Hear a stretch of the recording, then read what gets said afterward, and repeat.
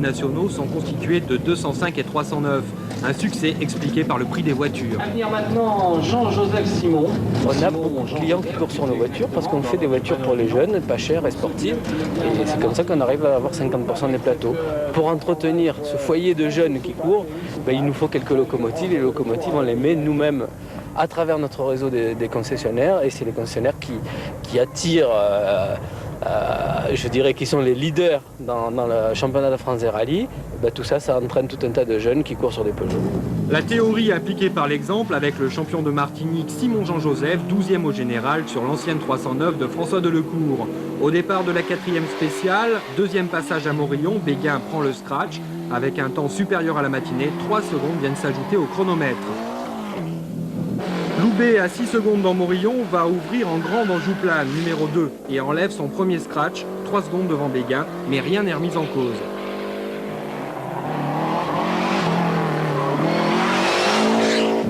Patrick Bernardini, 3e dans Morillon, le Corse crève dans Jouplane et rebelote dans la 6e spéciale Pays de Gaveau et sa terrible portion de rocaille. La M3 ouvre la porte au Clio, 3 crevaisons en 2 spéciales, la BM perd de sa superbe.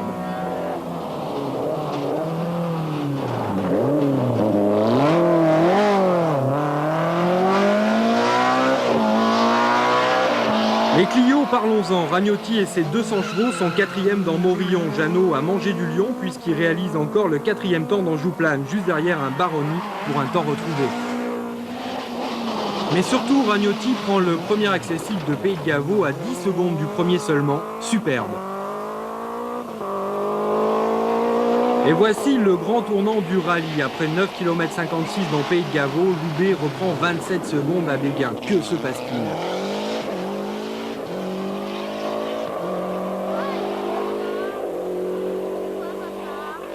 La réponse est toute simple et s'entend même très bien.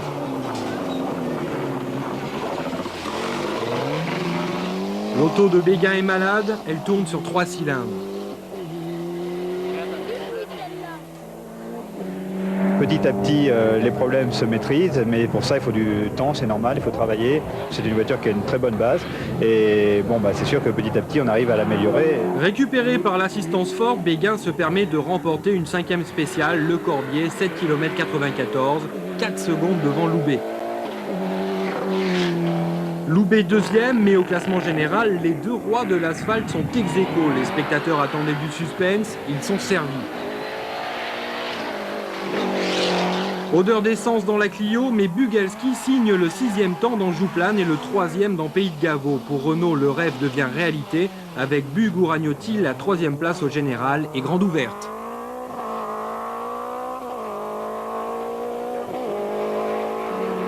Magot en attente derrière les Clio, le retard s'accumule pour le pilote de la 309 16S, mais une 6e place dans la 7e spéciale peut remettre les pendules à l'heure. Dans le groupe N, les 3 protagonistes de la matinée s'affrontent à coups de secondes au bénéfice de Jean Hugazard, 6e au scratch de Pays de Gaveau.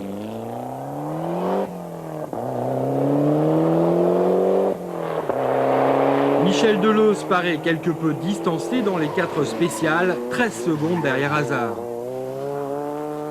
Intercalé entre les 2 Ford Cosworth, Christine Driano s'offre la 7e spéciale, le Corbier. Au général provisoire, l'Alpha ne rend que 4 secondes à Hazard.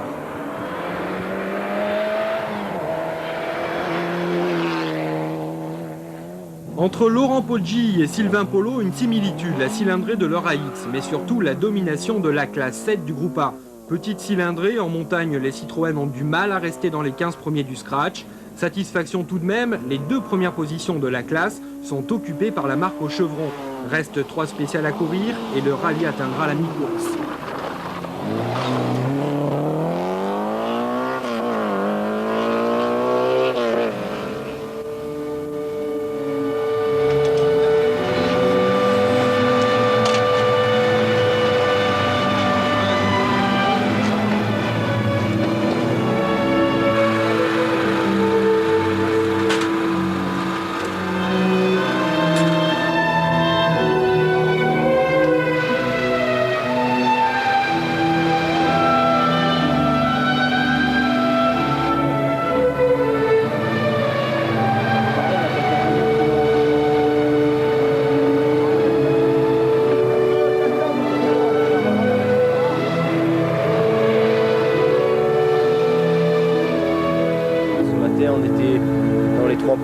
puis on a eu un petit problème de raté sur le moteur.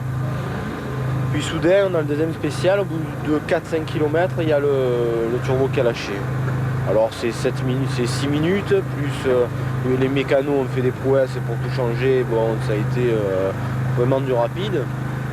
Malheureusement, il y avait un petit truc qui n'allait pas en fin de temps, et puis on prend 1 minute de pénalité.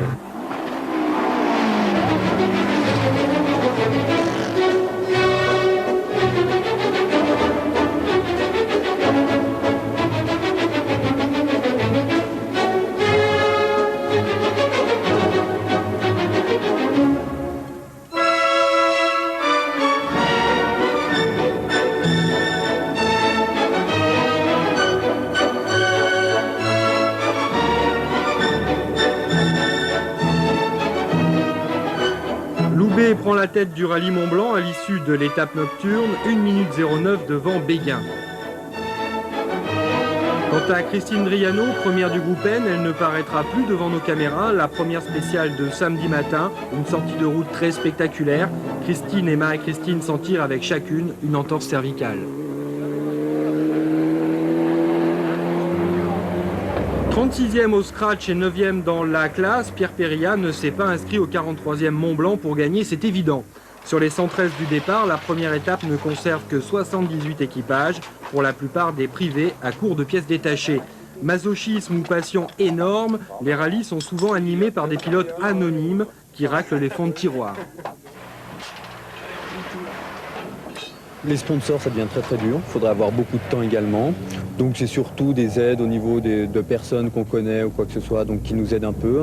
Et puis bon, budget personnel surtout. Pierre Périllat terminera 34e du rallye, chapeau.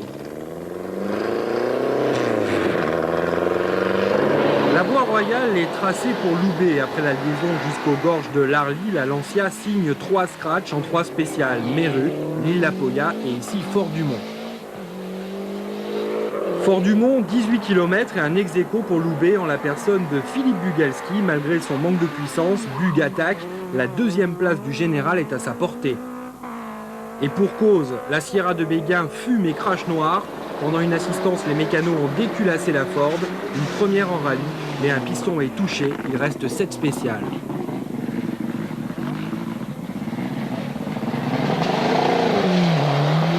Depuis l'accident de Driano, restent 2 acharnés en bagarre permanente pour la victoire en groupe N. Deleuze est en tête, 6 secondes devant Hazard, mais Hazard possède un capital pneu supérieur.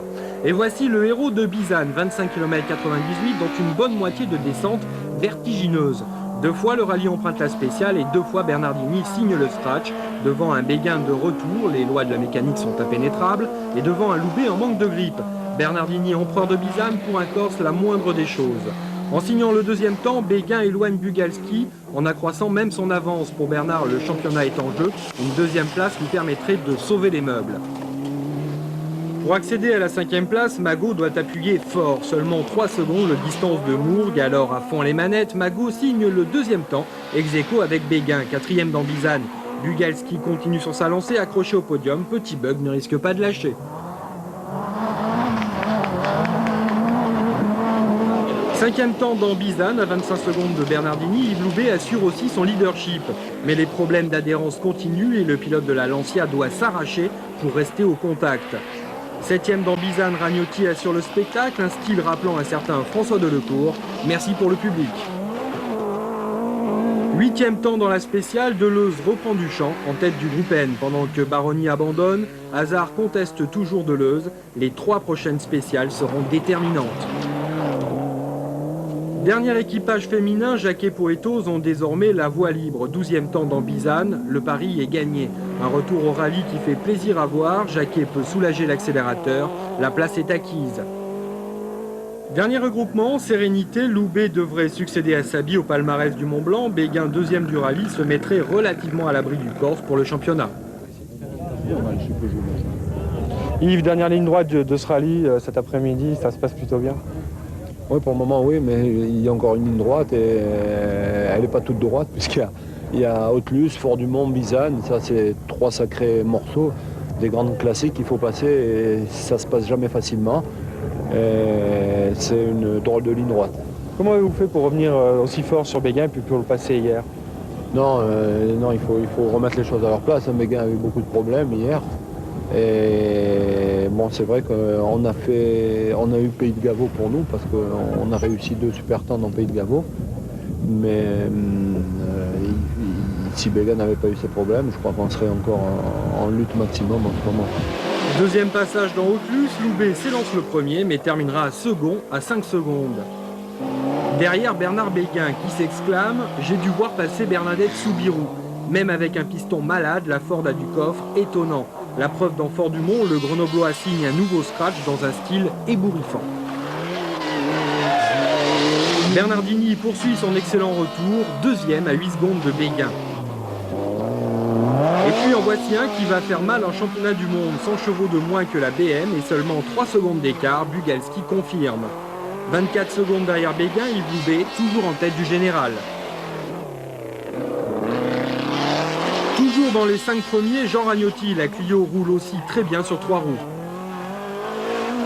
Hazard reprend la tête du groupe N, provisoirement, dans Bizane, le Vosgien casse sa boîte, 6 minutes de pénalité qui font bien l'affaire de Deleuze, désormais seul candidat crédible à la victoire.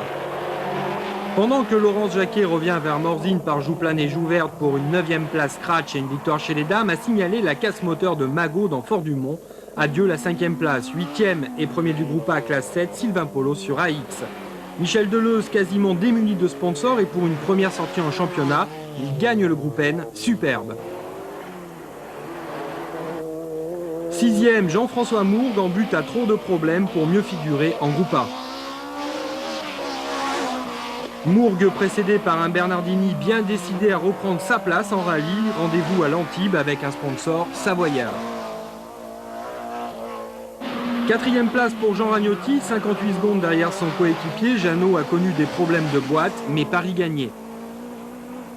D'autant plus que Bugalski monte sur le podium avec l'autre Clio, à quand une intégrale chez Renault.